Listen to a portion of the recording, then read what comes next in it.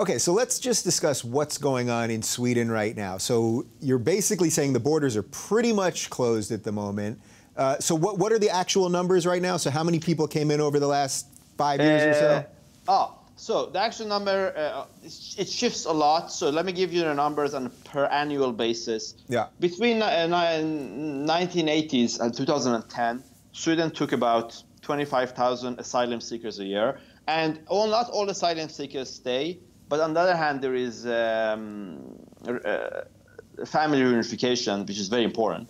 So a net, you typically, each asylum seeker nets you an immigrant. So let's just keep that, using that number. That 25,000 a year. In 2010, the Swedish Libertarian and the Greens start to open the borders, and there was also laxing the borders in the European level. So the numbers started to go up. 2014, 80,000. Last year, 160. But these 160, most of them came the last 3 months. And those 3 months, there was about a 2-month period, and it kept going up. Sweden was taking 500 on an annual basis, 500,000 per year. Wow. So that would be like, if the US had that, that would be like 16 million a year asylum seekers. And that pressured the system, and that was by far highest in Europe. That pressured the system so much that even the left, green, very, very hippie government, very, very open borders, they surrendered, and they said, okay, we're going to do a 180-degree shift. They start to impose border controls, and month and a later, it just started to go immediately. And the people who say the border controls had nothing to do with it, it was weather. The day before they imposed the border controls was the record. It starts falling. Now it's fallen by 95%. And you will still have people just like completely denying reality. Border controls do not work. All research shows, you can't talk to them. Anyway, now it's back to about 25,000 a year. And the only reason it's that high is because they're not doing it fully. They don't have border controls everywhere. They don't have visa requirements like Finland imposed. So now it's not low, but it's manageable, and it's no longer sort of risking the long-term viability of the welfare state. Right. Okay. So now that basically is under control, let's talk a little bit about the integration, because that's the part of this that every one of these countries is dealing with. That it seems to be that the immigrants or the migrants or whatever we're calling them at the moment, there's a major integration problem, no matter how much you guys give them, that these people, either because of religion or culture or some combination thereof, or partly because of Swedish society or any of these European societies, that these people are not integrating properly. So what's that at right now? Where is that? Yeah, so that's of course very important. And when Sweden had immigration from mostly European countries and strong immigration was in fact a net surplus in the 1960s and 70s. It was immigrants worked more than Swedes, and now of course it's not the other way around. And okay, let me first give you the numbers of non-European immigrants. Of people with Swedish origin, 85% work. Non-European immigrants, 52% work, and the average income is lower. The share who do not qualify to high school is something like, let's say the share who do not graduate from high school is about 20% among Swedes, about almost 40% among the 40% among the non-European immigrants. Now I'm talking about second generation. Right. Now, but is that partially because of language stuff, or not second generation? Yeah. Oh, of course not for second generation. Yeah. Okay. All right. But yeah, for first generation, sure. And then it's like 50–60% don't finish high school. Now you mentioned some reasons, and I think they're all important: cultural clash, religion, the welfare state. But I think that there is actually one fundamental reason to this, which is none of those above. It's skill level.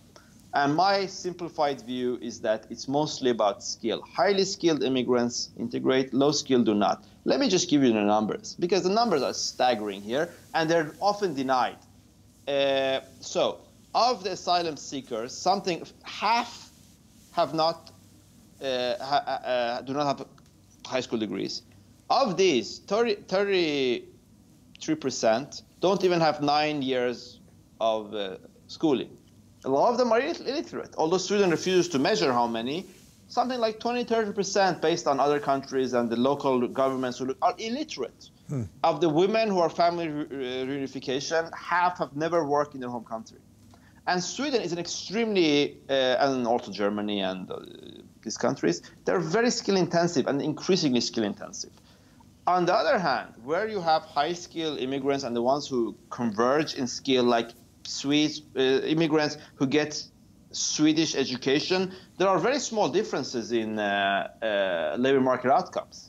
You know, you cannot detect any major problem with discrimination once you have good adjustments for skill. Of course, you don't have a good adjustment for skill if you say, well, you went to MIT, he went to the Mogadishu Institute of Technology, you both have a degree, so then we say you're equally skilled. Right. And that's one of the ways that people cheat, is like pretending.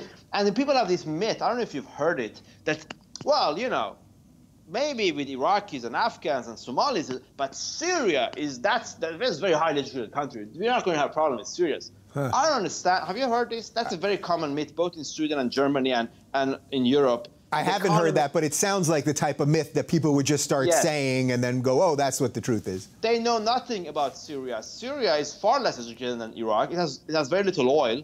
It's a peasant economy. Of Syrian, according to the World Bank, of the Syrian population, 4% had 4-year college degrees before the war. How can you, and then 15% of the population left, right? How can you think that a country where 4% have college degrees, a typical immigrant are going to be college degrees? I mean, at some point you're going to exhaust that, even if all of them come. Right. And this is the way they manipulate people. Like the Swedish government, Prime Minister would always say in their speeches about the Syrian doctors that Sweden is going to take, don't worry. And I finally forced the labor authorities to, they refused. I had to send them 10 email and cite law, Openness of Information Act for them. How many doctors have come? 41 at that point. Wow. 41. And I made a joke that, well, those are more than the number of times the Prime Minister mentioned the doctors in his speeches. I made another joke, which is there were so few that the labor minister could have validated education herself individually. So we don't have to have this. They had a fake debate pretending that the problem is that they have degrees, but the Swedish bureaucracy is so late of stamp. Anyway, so then you have countries, in particular, you have very, very strong correlation between the countries where immigrants assimilate and the gap in skill between the natives and the immigrants. The correlation is very strong. You do individual level, even stronger. So it's not that Canada and Australia, and to some extent the US or Switzerland, have this magic of integration. It's that they're picking the highly skilled immigrants. Right. And Sweden has the highest share. Sweden is not doing that much worse, a little worse, but not that much worse once you adjust for country of origin and the education level. Then Sweden, Canada, no country, for example, has a high outcome among Somalis, because that's a very uneducated group. The country, of course, not to their own fault, the country broke down in 1990, a lot of illiterate. The US, half Somalis don't work. And people who say the US, we have this secret sauce, we can integrate all immigrants, they're lying. They just, and then I heard a Harvard professor, I was in Cambridge, she's saying, yes, integration is great. My Harvard class, you have they're from everywhere, and they're so good. Okay, but what, you know, I mean, do I have to articulate this? Right, I got it. They're Harvard class. Right. Right. Yeah, look at the data. Harvard's not just letting anyone in, I think, is your point. There you go. So if you look at the numbers, they're pretty consistent. Turkey, Germany, Sweden, Norway, Denmark, 10% of Syrians roughly have college degrees. About 40–50% are pre-high school. And the first group, the one with college degrees, most will integrate historical experience. Not all, because you also have language problem. Even if you're well educated, you're like my father, for example, he was too old to learn the language. I mean, is a very competitive Swedish company. That's now we have technology, we have globalization. It's just becoming more and more competitive every year. What interest do they have of hiring somebody who doesn't know how to speak Swedish, right? And is 53 years old, let's say, or 40. And then you have, but most of the ones that come young and educated, they find jobs and they do fine. Yeah. But the ones that are low skilled, it's very difficult. So those jobs are gone and they ain't coming back. Yeah. So what I find fascinating about this is that you are really taking this from your area of expertise, which is economics. You're talking about this, what the system can hold. You're giving me actual numbers of people coming in and what we can pay for and all of that stuff. And yet so much of this conversation has been couched around racism or, you know, the made-up word of Islamophobia and all that. And a few people that told me to talk to you said that you might not even be willing to talk to me because the climate around that is so toxic. So, well, I don't talk to, well, I think you're a serious person. I researched you, but I knew who you were roughly. But research, you see, but I don't talk to people who have who are racist. And look, of course, racism exists. It's not completely made up. It's like the Red Scare. There were communists in the 50s. It's not a myth. Sweden has had more than 20 racist murders the last generation. Norway had Breivik, the biggest mass shooter in human history. And you do have a small number of racists, even in the US. I mean, they're not many, but you have them. You can go on the internet, you find them. Or now, the KKK doesn't really exist, but there are people who sit in their basement and pretend to be, and they sympathize with those ideas. And then a lot of this nuttiness of the left and libertarians is an overreaction to racism. And this is my very, very simplified explanation, is that once you removed Christianity and religion, people did not have a moral grounding. They had to replace it with something. And we have gone sort of an evolution when instead of worshiping gods, people worship ideas. And the idea that morally appealed to them was anti-racism. They sort of want to be Saving Private Ryan. They want to be the guys who stop Hitler, right? That's a great fantasy, and that's pure evil. And they can't find Hitler. Maybe if they could find Hitler, if they go to some third world country, they don't want to do that. They want to find Hitler close at home and, you know, use that to gain power for themselves. They have to create this powerful enemy. So then they take this small number of genuine racists that do exist, I don't know the number, let's say 5, 10%, and are causing problem for immigrants and do genuinely hate immigrants for no rational reason. They're exaggerating that to absurd levels. I'll give you a number. In Sweden, we have a survey, which is what are you most concerned about? A serious scientific survey. Number 1 was climate change. Fair enough. Number 2 is new Nazis. 49% of Swedes said they're very concerned about new Nazis. How many new Nazis are in Sweden? If you could probably put them all in a big room.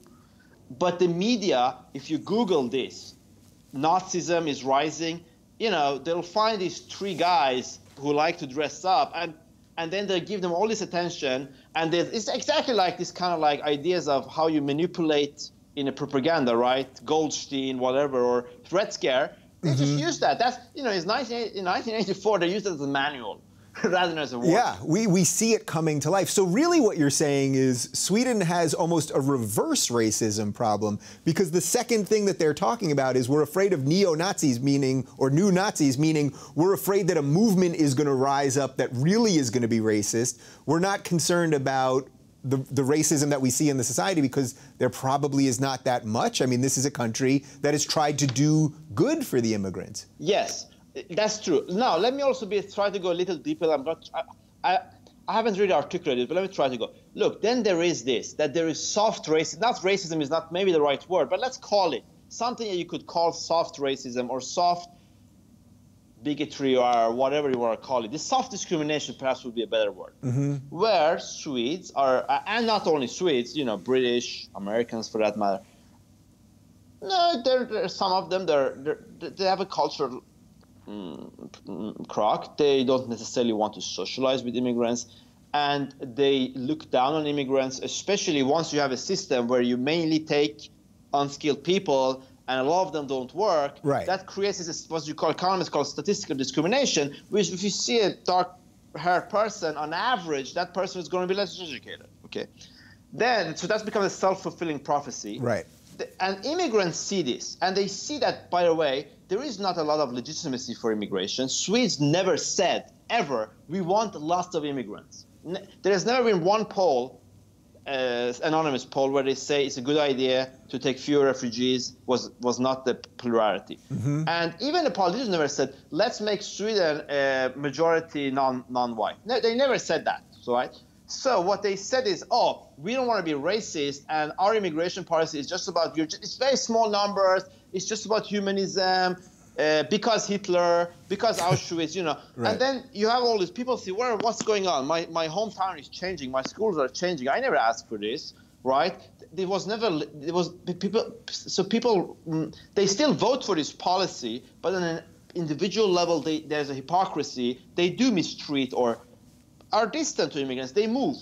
They don't go to school with them. And immigrants, look at it from their point of view. Right. So, you know, they sit at home and see Swedes, as you say, this altruism signaling, welcome refugees, come here. Then, okay, they want us, let's go there. So they come there and they say, oh, nobody wants to employ me. Nobody wants to be in the bus. Nobody, even the least leftists or Greens or libertarians, they never talk to me. There is a very interesting survey that 80% of ethnic Swedes rarely or never socialize with non-European immigrants. You have a, and this is, by the way, partially because this is a very shy, cold society, and has always been.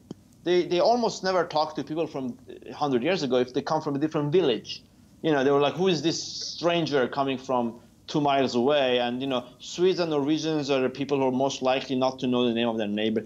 Wow. Anyway, then so you get these leftists, basically you get these leftists saying, come on, come on, come on. And then once they're there, they're like, I don't even have to see you. I don't have to live in the same town as you. I don't have to explain this to you in the U.S. Quinn, what do liberals do in D.C.? Do they send their kids to the black schools? Of course they not. don't do that. They send them to private school. And it's and if you ask them why you do that, they will never admit. They say, those are not good schools. Try asking them why you're not good schools. Yeah. What do you mean by this? It's very hypocritical. I think they should, all of them, by the way, send their kids. I completely support having quotas in schools, and you force them. Everybody has to have equal racial. There was an interesting article about New York Times about this. You should have equal shares roughly in schools. Don't allow the elites and also the rich elites to destroy society or destroy social cohesion for everybody else. But then they move. But, yeah. You know, Manhattan is becoming more white. It's not becoming more diverse. And the same thing in Sweden is that you have the central part of Stockholm, the wealthy areas are white ghettos. You don't see crime. It's not, and everybody is either white or they're well integrated, affluent immigrants. Then you go 15 minutes away, you get to Husby, Rinkeby. It looks like, as a joke, a woman says, I feel at home here. It's just like Baghdad. Right. Right. So what do you guys do, or what's the? It's hard to gauge, I guess, how much actual violence. You know, we see these stories. I see stories in Daily Mail all the time, or Independent, or wherever. We get nothing in American media about migrants or immigrants that are raping women, or that the crime rates are really high. Now, I guess your initial answer to that would be, well, this is really an economic issue. But how do you separate that from some of the cultural and religious stuff that comes with these people? No, I don't say it's only an economic issue. It interacts, obviously, and you know, for example, if you observe that a group has low income, and then you observe that this group has high crime, it's not a scientifically correct analysis that poverty is causing crime.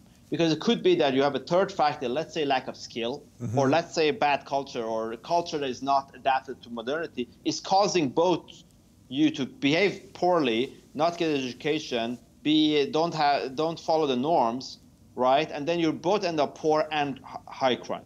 So that exists. It all interacts, because then if you have poverty, that's going to probably reinforce this. This is a very complex sociological problem. We don't have an answer to it. But before I say that, let me, because I'm going to come back to this, finish my point about the immigrant point of view. I think it's important for you guys in the US to understand as well, and the right in Europe, that the immigration restrictionist. I'm not going to say you're blame in this.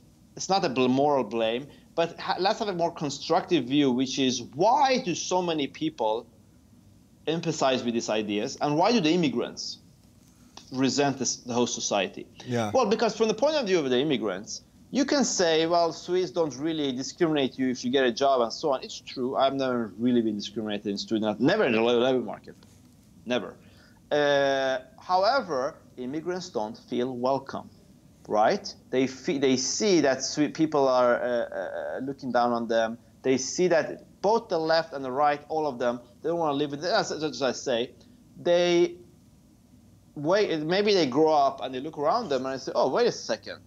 Everybody in my neighborhood has a hair color I have is poor, and everybody who has blonde or blue-eyed is affluent. What's going on here? Well, then somebody comes, a demagogue, and says, it's capitalism or it's Swedish racism, it's very, very understandable at the human level. And you know, say, why do they burn cars? And I always give this answer, which is this. And you said this is about economics. No, it's not. Let me tell you my answer. It's about Thucydides, who is the father of international relations in the Peloponnesian War. He says there are three main motivations for human conflict, which is fear, interest, honor. Don't forget honor. Right? People feel dissed. They feel that society is pissing on them. They don't get respect. If you ask them, why are you doing this? They usually say something. Either they say the police attacked me, you know, which is, well, perhaps try stop committing crime. Maybe the police will not attack you. No, they say that, so they're just sort of retaliating. But very often they say, I want respect. Some version of that. Well, at some level, they have a point. They're not getting respect. They never chose, by the way, right, these kids, most of them. They usually are born there or come as kids. They don't really choose that. And at the structural level, I think it's not constructive to sit around and say, you have to take individual responsibility. They're not going to do that. The responsibility belongs to leaders of the country, to the intellectual leaders, the politicians, the media. Those are the people who should think about this structurally and solve it. And among the right, they should be a little more understanding about two issues. One is the real racism exists. And there should be more of an attempt to stamping out, not to give the left an excuse. And the immigrants, by the way, deeply fear racists because they meet that. I've been attacked by racists physically many times in Sweden growing up. And that's very easy to create, to have the immigrants shift to the left as a protection.